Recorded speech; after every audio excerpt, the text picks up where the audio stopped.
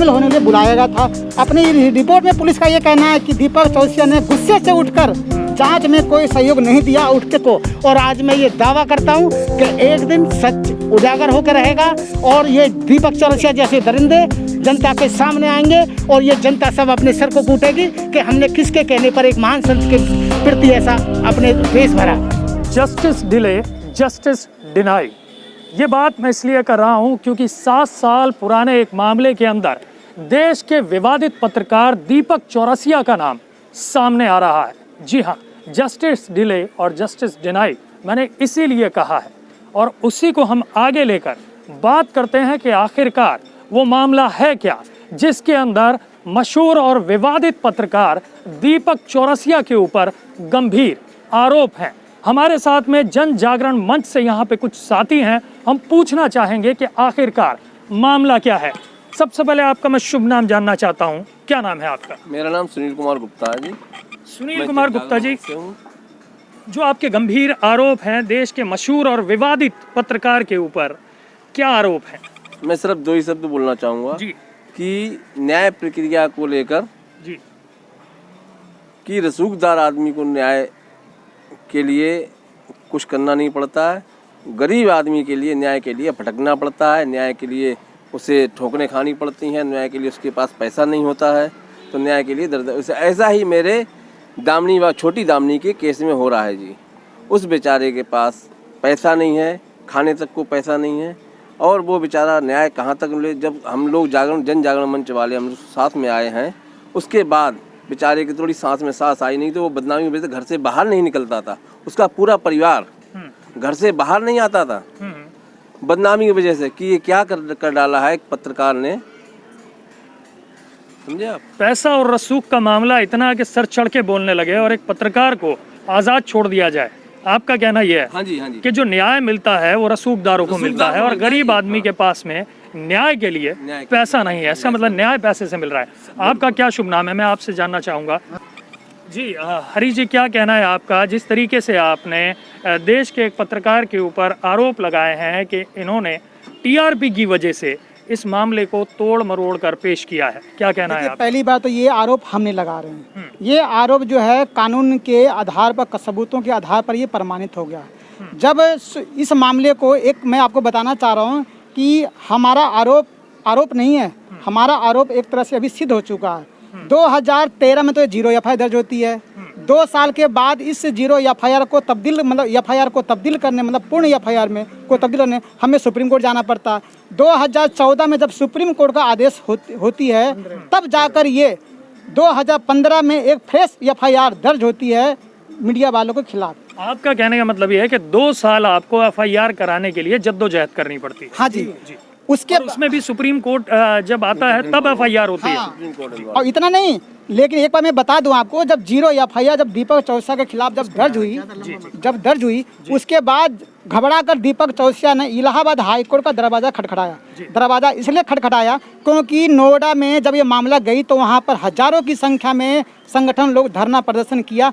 उसी दबाव बस दीपक चौरसिया अपनी बचाव के लिए इलाहाबाद हाई कोर्ट का दरवाजा खटखटाता। लेकिन आपको मैं बता दूं, बहुत ही गंभीर विषय है, इलाहाबाद हाई कोर्ट ने दीपक चौरसिया को कोई राहत नहीं दिया और उसको सीधे ट्रायल कोर्ट में पेश होने को कहा गया। उसके बाद में भी हमारे भारत की पुलिस, चाहे गुड़गांव पुलिस हो चाहे नोएडा पुलिस हो, कोई एक्शन नहीं ली गया। उसके बाद हम इस मामले को सुप्रीम कोर्ट में लेकर गए। जांच एजेंसियों के ऊपर भी आपके आरोप हैं? हाँ जी, बिल्कुल आरोप है। जब सुप्रीम कोर्ट के आदेश पर यह मामला दर्ज होती, सर आप मुझे बताना, 2015 से लेकर आज कितना 2020 हो गई है, 5 साल। जबकि आपको पता है कि 5 सालों में हम देख रहे हैं कि पॉक्सो कानून ये कहती है कि अब अगर किसी व्यक्ति के खिलाफ अगर पॉक्सो का अपराध लगता है तो सबसे पहला एफआईआर दर्ज होने के बाद में ही उस आरोपी को सीधे गिरफ्तारी का प्रावधान, गिरफ्तार किया जाता है। लेकिन यहाँ तो सर 7 साल हो गया, 7 साल सुप्रीम कोर्ट हस्तक्षेप किया। कुछ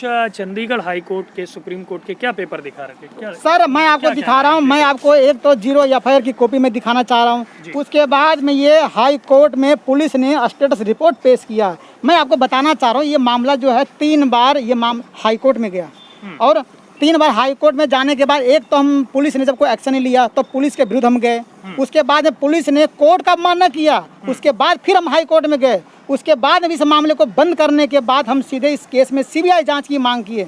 तब जाकर ये मामला जो है अभी हाई कोर्ट अपनी निगरानी में लिया हुआ है। और हाई कोर्ट अपने आदेश में ये लिखा हुआ कि जब तक ये इस केस में कोई कुछ मतलब निष्कर्ष नहीं निकलता तब तक इस केस को हम अपनी निगरानी में जांच करवाना चाहते हैं। और इसीलिए जो है हाई कोर्ट के डंडे के मतलब आदेश पर हाई कोर्ट के डायरेक्शन में अभी पुलिस ने दीपक चौरसिया को दोषी करार दिया है। मैं आपको बता रहा हूँ, मैं आपको धारा में पढ़ के बता रहा हूँ। POCSO act 13C, POCSO act 14(1), POCSO act 23C, 469, 471, 120B, IT act 67B।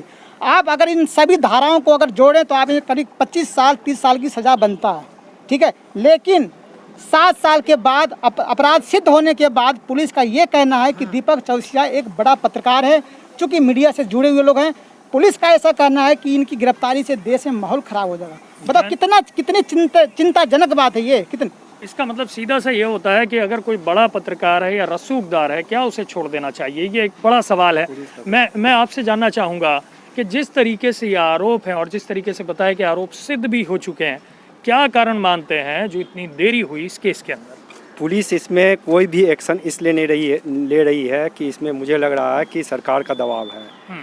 ये सरकार, चाहे हरियाणा सरकार हो या केंद्र सरकार हो, इससे लग रहा है कि दीपक चौरसिया का कुछ संबंध है, इसलिए पुलिस कोई एक्शन नहीं। एक लगना होता है, एक साक्ष्य होते हैं, सबूत होते हैं। लगना तो अलग चीज़ है, उसके क्या साक्ष्य क्या सबूत? ये तो सबूत हम नहीं दे सकते हैं ना। सरकार कानून से ये लग रहा है, जब कानून के अंदर वो अपराधी सिद्ध हो चुका है तो पुलिस उसे अरेस्ट क्यों नहीं कर रही है? क्यों नहीं कर रही है? 1 साल पहले पुलिस में ने अपने रिपोर्ट में दिया है कि वो गुड़गांव पुलिस के पास आया था, कमिश्नर के पास, और उसने पुलिस को सहयोग नहीं दिया। उसके 1 साल हो गए, उसी समय पुलिस के पास जब आया था तो पुलिस को अरेस्ट करना चाहिए जब वो सहयोग नहीं दे रहा है। लेकिन पुलिस 1 साल तक अब तक सोई हुई है, क्यों नहीं एक्शन ले रही है? महाराष्ट्र के अंदर अगर पुलिस ने, मैं आपसे बात करता हूँ, महाराष्ट्र के अंदर एक मशहूर पत्रकार के ऊपर भी इसी तरह की महाराष्ट्र सरकार ने FIR कराई। जब उन्होंने उनको सहयोग नहीं किया तो उसको पुलिस ने किस तरीके से लेके गई है, ये भी आपने देखा होगा। सर, मेरा नाम अमरपाल जी, क्या कहना है आप अपने विचार? मेरा ये कहना है सर कि हम जो भी बात कर रहे हैं, हम ना किसी की कही हुई ना कोई सुनी हुई, हमारे पास पूरे डॉक्यूमेंट्री एविडेंसेस हैं कि हमने बोला कि वो अपराधी सिद्ध हो गया है पॉक्सो का।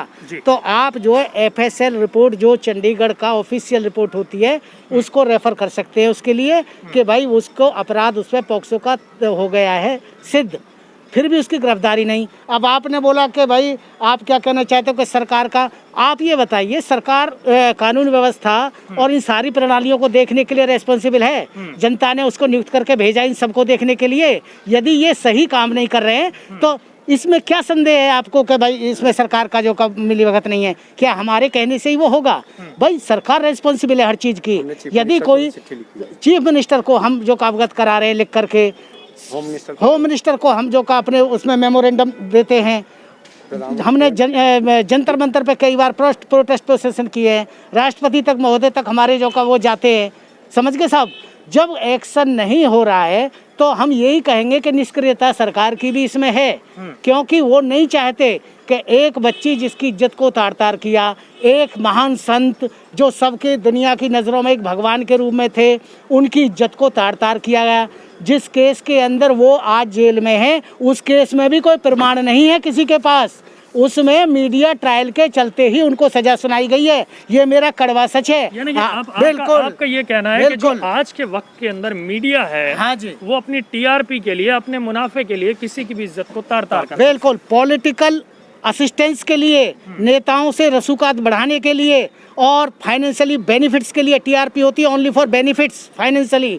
और जो मैं आपको बोलना चाहता हूँ, पॉलिटिकल रिलेशंस बनाने के लिए नेताओं के इशारों पे काम करते हैं जो नेता बोलते हैं।